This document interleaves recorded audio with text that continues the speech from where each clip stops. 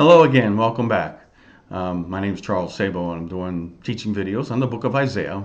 This is derived from the Bible commentary I wrote in 2018 and 19 and published it in January of 2020. It's available now online through eBay and Amazon. Now, I'm going to go into chapter 16 today. If you join me on the first 15 chapters, you'll see that chapter 16 is, you're awaiting chapter 16 because it's kind of a continuation from chapter 15. So just if you haven't seen chapter 15, watch that one first, and then you can watch 16 because it's kind of like part 2 of the woe unto Moab. Now, chapter 16, I'll just start reading.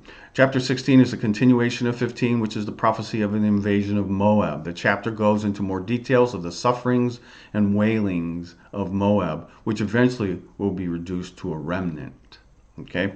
Now, I'm going to go right into verse 1, and you'll see what I'm talking about. Send you the lamb to the ruler of the land, from Selah to the wilderness, unto the mount of the daughter of Zion. All right? The lamb was to be a fattened lamb for sacrifice. Moab was being advised to offer a fattened lamb ahead to the ruler of Selah. Selah, located on the map on page 110. So I'll show you 110. It's hard. I know it's difficult. Let's look for it.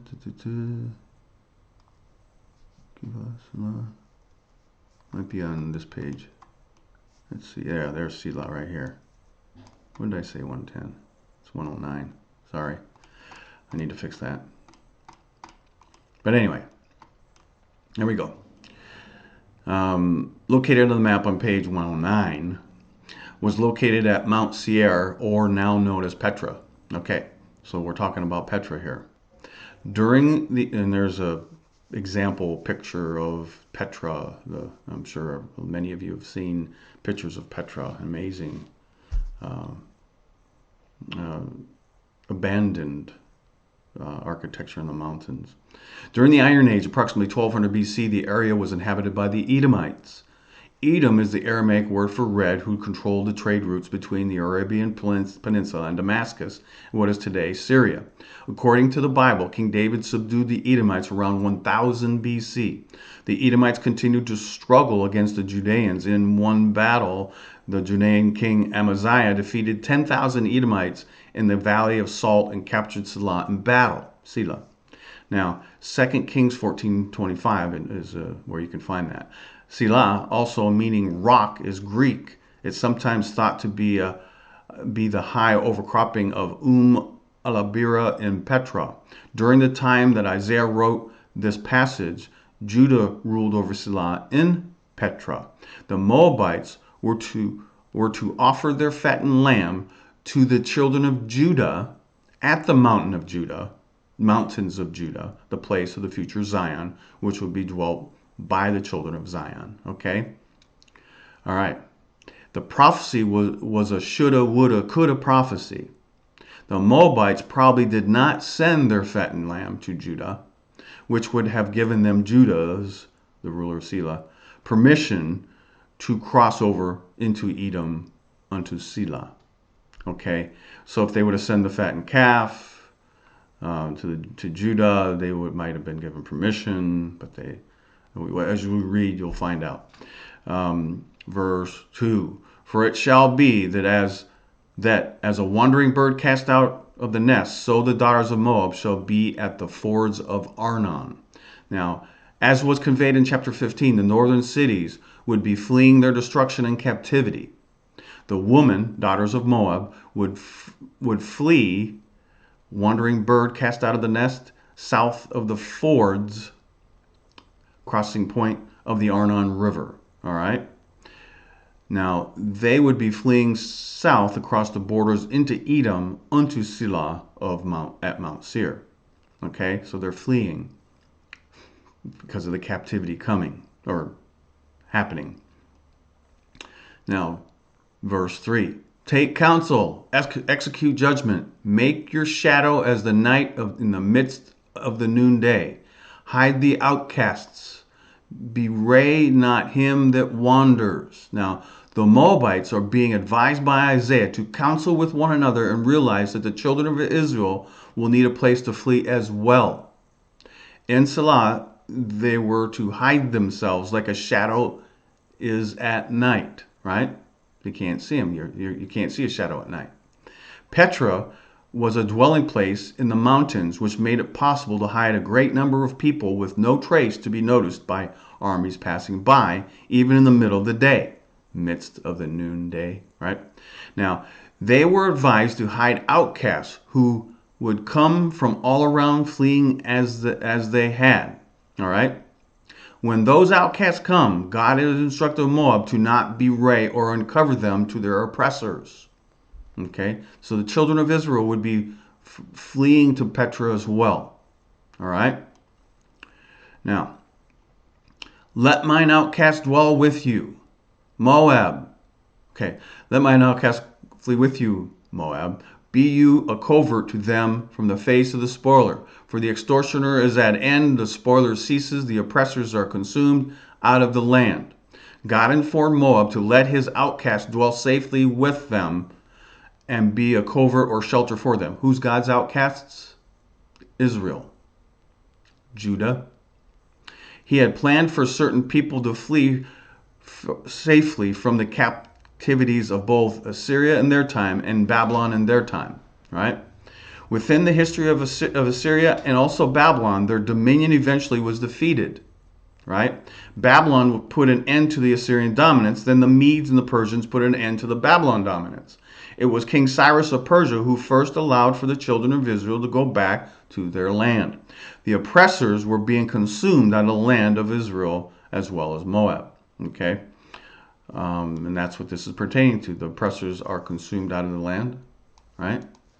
That's during the Assyrians by the Babylonians and the Babylonians by the Medes and the Persians. All right? So, because Petra was a place to flee, anybody who shows up there were to show each other mercy, not to be, this is our place, not yours, get out. Okay, verse 5. And in mercy shall the throne be established, and he shall sit upon it in truth in the tabernacle of David, judging and seeking judgment, hasting righteousness. Isaiah switches from a prophecy of judgment to a prophecy of blessing. The mercy being spoken of in this verse refers to God's ultimate mercy, which is in his grace from his eternal judgment of wrath. When Jesus Christ, the Son of God the Father, died the sacrificial death on the cross, he fulfilled this ultimate act of mercy upon God's people. All who would believe, right? And I think it said, it doesn't say that there. The throne which will be established is the eternal throne, which Christ will rule and reign as king. This will be the fulfillment of the Davidic covenant spoken to King David in 2 Samuel 7:16, in the tabernacle of David, right? All right. I'll read you something, Luke 1:32. He shall be great and shall be called the Son of the Highest. The Lord God shall give unto him the throne of his father David. Right? When Christ comes back in his full glory, he will judge the earth and his enemies. He will sit on the throne in Jerusalem and rule for 1,000 years. He will seek judgment against those who deserve it, while quickly bringing in righteousness throughout the entire kingdom. Now I'll read you something from Zechariah 14:16 through 20. And it shall come to pass that everyone that is left of all the nations that came against Jerusalem shall even go up from year to year to worship the King, the Lord of hosts, and to keep the Feast of Tabernacles. This is at the second coming, okay? And it shall be that whoso will not come up of all the families of the earth unto Jerusalem to worship the King, the Lord of hosts, even upon them shall be no rain. This is a curse upon those who would not come up. And if the family of Egypt go not up and come not, that have no rain, there shall be a plague wherewith the Lord will smite the heathen that come not up to keep the Feast of Tabernacles.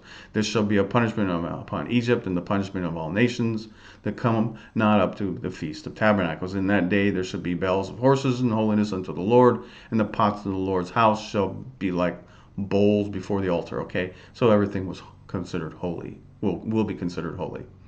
Now, within Zechariah 14:16 through 20, one can get a taste of the reign of Christ during the 1,000-year reign over the earth. Righteousness will be measured in one's keeping the Feast of Tabernacles, which includes faith and trust that Christ is King of the earth.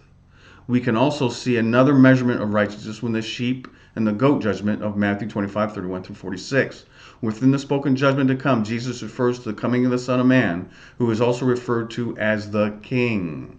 He judges people on their mercy, which they had or had not put forth towards others after the second coming. This cannot be eternity, since there will still be corruption. So therefore the judgment is meant for the millennial kingdom, or upon those who had or had not put forth mercy within the 7-year tribulation. Jesus will be seeking judgment and hasting righteousness during this time. All right? So you can see it jumps straight to a messianic prophecy in verse 5. Now we'll continue on to verse 6.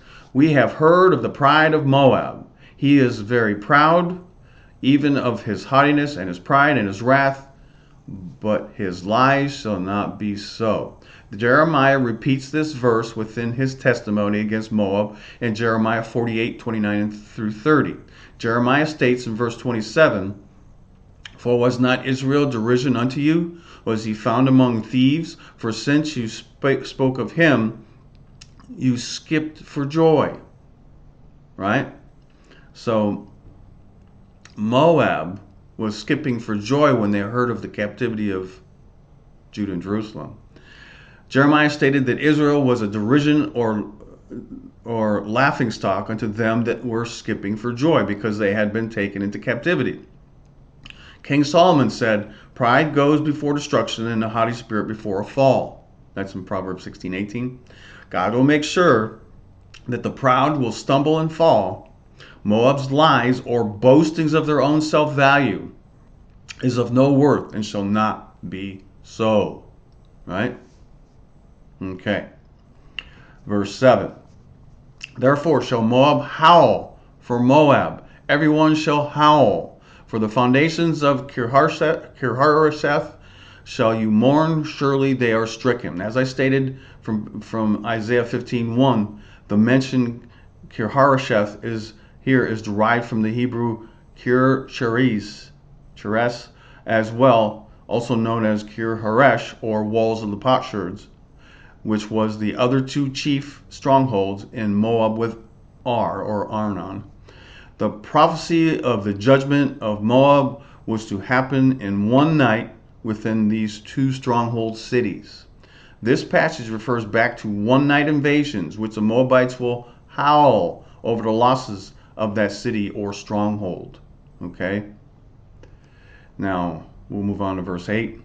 For the fields of Heshbon languish, and the vine of Saba. The lords of the heathen have broken down the principal plants thereof. They are come even unto Jezar. They wandered through the wilderness. Her branches are stretched out. They are gone over the sea. The Hebrew word for fields is shedamah, which is plural here. Many will construe this to be in vineyards, which can be paralleled from Deuteronomy 32:23, while Habakkuk 3:17 parallels the word as fields of corn.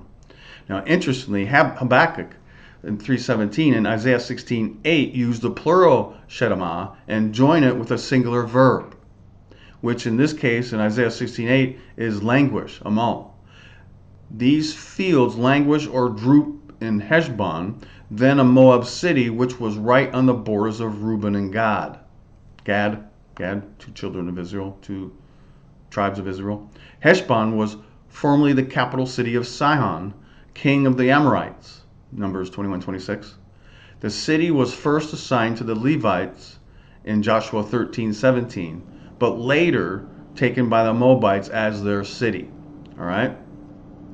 Now, the vine, Gephon, is used by Isaiah while he used Shedamah for Heshbon. It is possible that Isaiah was conveying fields of corn in Heshbon while it is a vine or vineyard that languishes in Sibmah. Within the context of the later parts of the passage, branches come from vineyards and not so much as from corn. In Joshua 13:9, Sibmah was assigned to the Reubenites like Heshbon. It was taken over by the Moabites later. Now, from the map on page 110, or 109 now, you will see Jazer in a location north of Sibmah and Heshbon, like the other two cities. Jazer was formerly an Ammonite city, all right, Numbers 21:32, which was later assigned to Gad in Joshua 13:24 through 25. The lords of the heathen were the Assyrians, then later the Babylonians. Within this verse, they had broken down their main crops, which paralyzed their ability to survive the land. The poetic imagery can also be seen as the people of Moab can be compared to the shoot of the vine wandering across the wilderness. Her branches are stretched out as Moab seeks a place to take root. They are gone over the sea in desperation to find a new home. Right? So using some imagery here. It's imagery. They are fleeing. He's using branches and as illustrations of people. Branches of people. All right. Waves of people. Therefore, I will bewail with the weeping of Jazer, the vine of Sibmah. I will water you with my tears, O Heshbon and Eliah, for the shouting for your summer fruits and for your harvest is fallen. Isaiah cries out for his cousin Moab, for her suffering that will fall upon her. This bewailing is a feeling presented to Isaiah, which reflects God's own bewail for his own protected people of Moab. And Deuteronomy 2:9 was when he was protecting them. Notice that Isaiah will water Heshbon and Eliah with his own tears, which reflects the tears of those weeping in Jazer. The joys of the summer harvest of the vine will not be there anymore because the lords of the heathen, Assyrians and Babylonians, will have broken down those principal plants. Right? Imagery. Verse 10. And gladness is taken away, and joy out of the plentiful field. In the vineyards there shall be no singing, neither shall there be shouting. The treaders shall tread out no wine in their presses. I have made their vintage shouting to cease. Vintage shouting. From verse 16:9, I will bewail is confirmed that those feelings were of God, because here it is God saying, I have made their vintage shouting to cease. Right? Here God declares that he will take away Moab's gladness, which they had found from their abundant grape harvests, and the joy they had in treading the grapes in preparation for wine and juice, and singing and shouting with joy that will cease. Right? All right. Verse 11. Wherefore my bowels shall sound like a harp for Moab, and my inward parts for Kirharesh. In scriptures, the bowel is a part of the body that is location of emotions and passions, which is where Isaiah and God will bewail from. It will make the sound of a sad harp. This will cry a song in their bewailing for Moab and be felt within their inward parts for Kirharesh. Okay, that's from Isaiah 15:1. Now, verse 12. And it shall come to pass, when it is seen that Moab is weary on the high place, that he shall come to his sanctuary to pray, but he shall not prevail. It is not for sure to come to pass that Moabites will be seen weary, needing to come in desperation for help for their God. Moab worshipped in the high places in the temple of their god Chemosh, or his sanctuary. Neither he, the Moabites, nor he, Chemosh, will be able to prevail. The Most High God of Abraham, Isaac, and Jacob is the one in control, and he has determined this event to come to pass.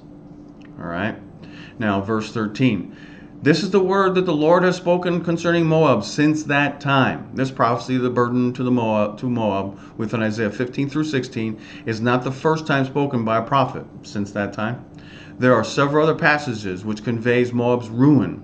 Exodus 15:15, Numbers 21:29, Numbers 24:17, Psalm 60 verse 8, Psalm 108 verse 9, Amos 2:2, and Zephaniah 2:9. All were prophets that prophesied against Moab as well. Okay. All right. Verse 14. But now the Lord had spoken, saying, within 3 years, as the years of an hireling, and the glory of Moab shall be condemned with all that great multitude, and the remnant shall be very small and feeble.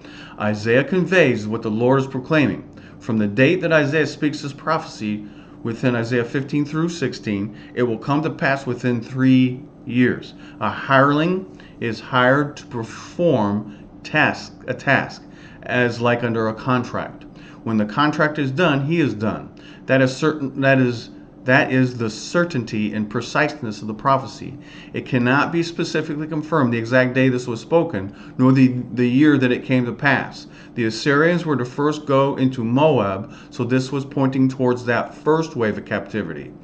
As I covered earlier, the prophecies of Isaiah 7:16 and Isaiah 8:4 were to take place within approximately 3 years, where Assyria would invade Samaria and Syria. Because we know that the invasion happened in about 722 BC, we can say that this prophecy was fulfilled shortly after that, maybe 3 years. Because the Moabites were being punished for their prideful behavior after they had seen what happened to Israel, verse 16:6. And celebrated. The perseverance of Moab was to end, and their prideful glory would be condemned and dishonored, reduced down to a remnant from a great formerly protected multitude. Remnant shall be very small and feeble. And there you have it. Interesting stuff. So Moab's pride and haughtiness and their idolatry earned them destruction in 2 different eras: the Assyrian captivity, those waves, as well as the Babylonian waves of captivity. All right, so interesting stuff. I hope you enjoyed it. Please hit like down below, subscribe to my channel. Next up is chapter 17, very prophetic. Many people talk about Isaiah 17:1. Well, I'm going to give you the details on the whole chapter, which is going to be amazing in itself. So stay tuned. And subscribe to my channel to know when that comes out. Until the next time, may God bless you. Have yourselves a great rest of the day.